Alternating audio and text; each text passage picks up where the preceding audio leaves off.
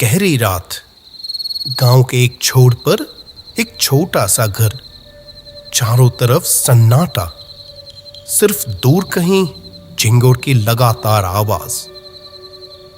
उसी कमरे के अंदर नींद में छटपटा रहा है ट्रक ड्राइवर रघुनाथ। नहीं नहीं, वैसे मत देख, हट हट जा, उस गठरी को हटा। अचानक जैसे किसी अनदेखे खौफ ने उसका सीना दबा दिया। हाँ, हाँ, हाँ, हाँ। अरे क्या हुआ आपको? फिर वही सपना? पानी पियो, थोड़ा पानी पियो। लक्ष्मी, वो लड़की आज भी आई थी, बिस्तर के पास खड़ी थी। आंखें नहीं, सिर्फ तो काले गड्ढे और हाथ में वही गठरी।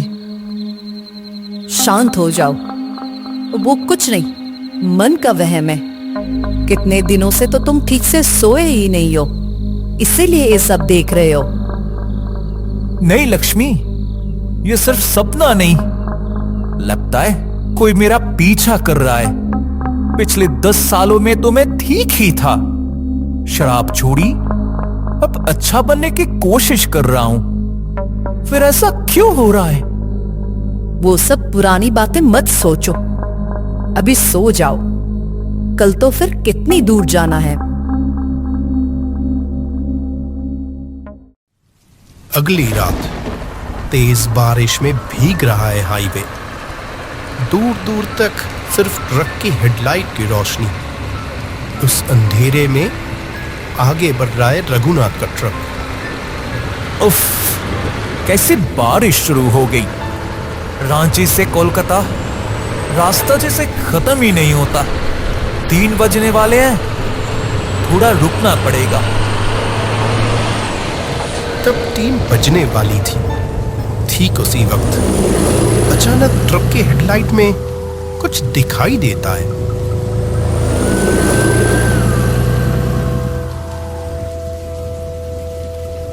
अरे, इतनी रात गए इस सुनसान जंगल इलाके में कोई औरत? सड़क पर खड़ी है एक औरत और हाथ में पकड़ी है एक कपड़े की गठरी। अरे, इस तूफान में यहां क्यों खड़ी हो? कहां जाओगी? छोटा नागपुर ले चलो।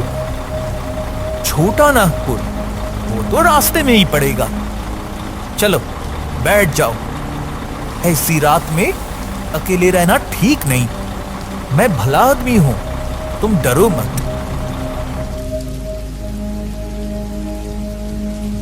औरत ट्रक में बैठ जाती है, लेकिन फिर कुछ भी नहीं कहती। रघुनाथ तिरछी नजर से देखता है। पर तुमने अपना नाम पता कुछ तो बताया नहीं, और हाथ में वो क्या है? वो औरत कोई जवाब नहीं देती, सिर्फ गठरी को सीने से कस के पकड़ रखती है। काफी देर तक कोई कुछ नहीं बोलता। बारिश में रघुनाथ का ट्रक छोटा नागपुर के रास्ते आगे बढ़ता जाता है। कुछ देर बाद रघुनाथ पूछता है, वो मोड़ पार करते छोटा नागपुर आ जाएगा, तुम उतरोगी कहां पर? पर इस बार भी कोई जवाब नहीं मिलता। अब वो पास में देखता है, लेकिन सीट खाली। वो औरत वहां नहीं है। हैं? नहीं है? कहां चली गई? ट्रक को सड़क के किनारे रोकता है रघुनाथ। बगल वाली सीट बिल्कुल खाली, सिर्फ सीट के ऊपर वो मैली सी गठरी पड़ी है। ये मैंने क्या देखा? वो औरत कहां गई? और ये गठरी? रघुनाथ कांपते हुए उसे खोलकर देखता है। अंदर एक छोटे बच्चे के कपड़े, जिस पर सूखे खून के निशान हैं। हे भगवान, ये सब क्या है? इसका मतलब मैंने किसी इंसान को ट्रक में नहीं बिठाया। सच कह रहे हो? कोई नहीं था ट्रक में? कसम से कह रहा हूं, मैंने अपनी आंखों से देखा। फिर अचानक कहां गायब हो गई। सिर्फ वो खून भरा कपड़ा वहां पड़ा था। मैंने उसे वहीं फेंक दिया। मुझे बहुत डर लग रहा है रे। सुनो, तुम अपना ख्याल रखना। मेरा मन कह रहा है कि कुछ ठीक नहीं हो रहा। 10 साल पहले तुम जैसे थे, भगवान ना करे वही पाप फिर से लौट तो नहीं आ रहा? चुप कर, वो बात मत करना। मैं सुधर गया हूं। मैं अब वो पियक्कर रघुनाथ नहीं रहा। उस रात के बाद से रघुनाथ की जिंदगी जैसे बदल सी गई। उस दिन किसी एक ढाबे में बैठे हैं रघुनाथ और उसका दोस्त पिशन। क्या रघु, तेरी ये क्या हालत हुई है? शरीर तो बिल्कुल टूट सा गया है। खाना भी तो वैसे ही पड़ा है। भूख नहीं है रे किशन। पेट में कुछ जा ही नहीं रहा। हुआ क्या है तेरा? कई दिनों से देख रहा हूं तू खोया खोया रहता है। गाड़ी चलाते वक्त भी ठीक नहीं रहता। एक्सीडेंट करेगा क्या? किशन, तू यकीन नहीं करेगा। पिछले 15 दिनों से रात के 3 बजते ही मैं जहां भी रहूं वो औरत दिखाई देती है। मतलब वही रात वाली औरत? हाँ, कभी पीछे खड़ी रहती, कभी बीच हाईवे में, तो कभी मेरे ट्रक के बोनेट पर बैठी रहती। कुछ कहती नहीं, बस उन आंखों से मेरी तरफ देखती रहती। मैं पागल हो जाऊंगा किशन। रघुनाथ की आवाज कांप उठती है। चुप कर, ऐसे मनहूस बातें मत बोल। सुन, तेरे पीछे कोई बुरी हवा लग गई है। डॉक्टर से कुछ काम नहीं होगा। तो क्या करूं? ट्रक चलाना छोड़ दूं? पेट कैसे चलेगा? मेरा पहचान का एक साधु है रामपुर की तरफ। तू एक बार उनके पास जा, वो जरूर कोई उपाय निकालेंगे। तू अकेला नहीं आया है, तेरे साथ कोई साया आया है। बाबा, मुझे बचाइए। कौन है वो? क्यों मेरा पीछा कर रही है?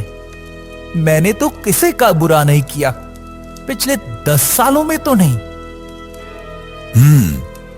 10 साल, वक्त बड़ा अजीब है रे बेटा। मैं देख पा रहा हूं, एक नहीं 2 आत्माएं। 2? हां, एक मां और एक बच्चा। बच्चा दुनिया की रोशनी ठीक से देखने से पहले ही गुजर गया, और मां वो अपने बच्चे को ढूंढ रही है। पर वो मुझसे क्या चाहते हैं? वो मुक्ति चाहते हैं, और वो तेरे हाथों में ही है। उनकी मौत एक हादसा था, बहुत तड़प कर मरे हैं। तेरे साथ कोई नाता है उनका। ठीक से याद कर, पहले कभी तूने कोई गलती तो नहीं की थी? मैं नहीं जानता बाबा। मैंने तो पहले कितने पाप किए हैं, लेकिन ऐसे किसी इंसान को तो मैं नहीं जानता। झूठ बोलने से कोई फायदा नहीं। जिस पाप को तू भूलना चाहता है, उस पाप ने तुझे नहीं बुलाया है। जा, जहां पहली बार उन्हें देखा था, रांची की उस सड़क पर वापस जा। जड़ ढूंढेगा तभी हल निकलेगा।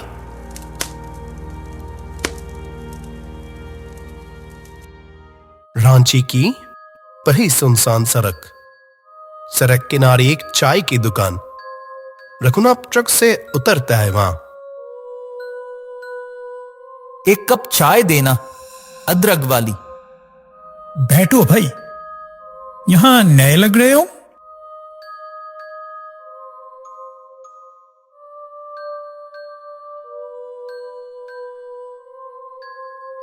हाँ, इस रूट पर नया हूं। अच्छा, एक बात पूछूं? कुछ दूर पर वो जगह है ना, वहां रात में कोई गड़बड़ होती है? मतलब बुरा कुछ? क्यों भाई, तुमने कुछ देखा है क्या? देखा तो नहीं, पर लोग कहते हैं वहां आधी रात को एक लड़की दिखाई देती है। लोग झूठ नहीं कहते भाई, वो जगह श्रापित है।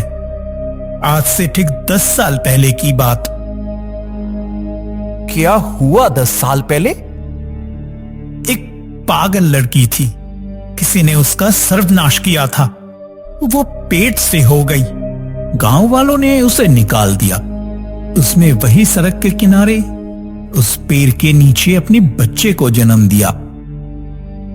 फिर वो लड़की अपने नए जन्मे बच्चे को सीने से लगाए सड़क किनारे बैठी थी। तभी एक तेज रफ्तार ट्रक। फिर क्या हुआ? एक ट्रक तेज आके मां बच्चे दोनों को कुचल कर चला गया। किसी ने नंबर नहीं देखा। सुबह देखा गया, पूरी सड़क खून से लाल थी और उस बच्चे का कुचला हुआ शरीर मां के सीने से लगा हुआ था। तभी से शायद वो पगली वहां इंसाफ के लिए भटकती रहती है। ये सुनकर रघुनाथ का दिल जैसे सहम गया, क्योंकि 10 साल पहले वो रात, वो ट्रक सब उसी का था। हे भगवान, वो रात मैंने तो बहुत शराब पी रखी थी, कुछ होश नहीं था।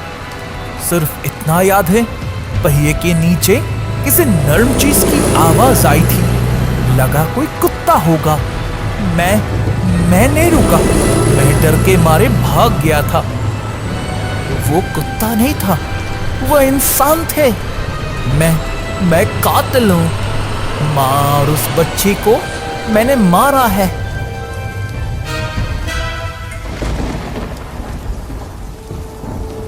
रात के 3 बजे थे। वही हादसे वाली जगह रघुनाथ ट्रक लेकर वहां आकर रुका।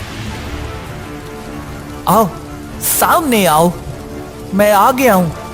मुझे मार डालोगी? आओ।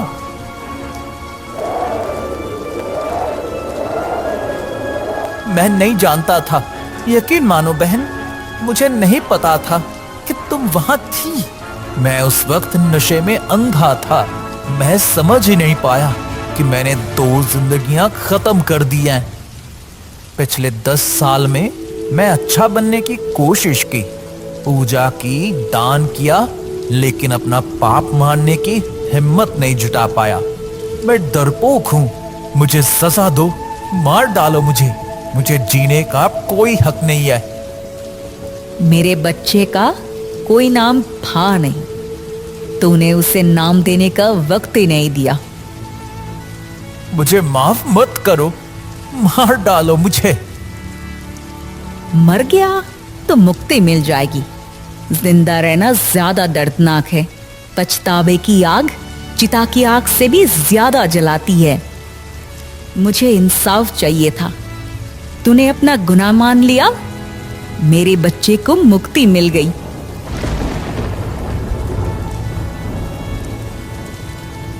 सड़क के बीच घुटनों के बल बैठा है रघुनाथ। आज पहली बार उसका दिल हल्का हुआ है, क्योंकि वो समझा है पाप से भागकर बचा नहीं जा सकता, लेकिन सच्चाई कबूल करने से मुक्ति मिलती है। ओ जी, तुम ठीक हो ना? कल रात घर नहीं आए, बहुत फिक्र हो रही थी। लक्ष्मी, मैं ठीक हूं, लेकिन मैं अब घर नहीं लौटूंगा। मतलब क्या कह रही हो ये? मेरे पछतावे का वक्त आ गया है लक्ष्मी। 10 साल पहले जो पाप किया था, उसकी सजा मुझे मिलनी चाहिए। मैं पुलिस स्टेशन जा रहा हूं, आज सारा सच बता दूंगा। सुनो, रो मत, आज पहली बार 10 सालों में आज पहली बार मेरा दिल हल्का लग रहा है उस मां और उस बच्चे ने मुझे माफ किया है। पर मैं कानून की माफी नहीं चाहता। अपना ख्याल रखना लक्ष्मी। क्या पाप कबूल करना ही असली पछतावा है? रघुनाथ खुद को कानून के हवाले कर दिया, लेकिन उसकी आत्मा को एक अनदेखी कैद से मुक्ति मिल गई। 10 साल बाद आज रांची की हाईवे पर शांति लौट आई और रघुनाथ पछतावे की आग में तपकर आज वो सच्चा इंसान बन गया।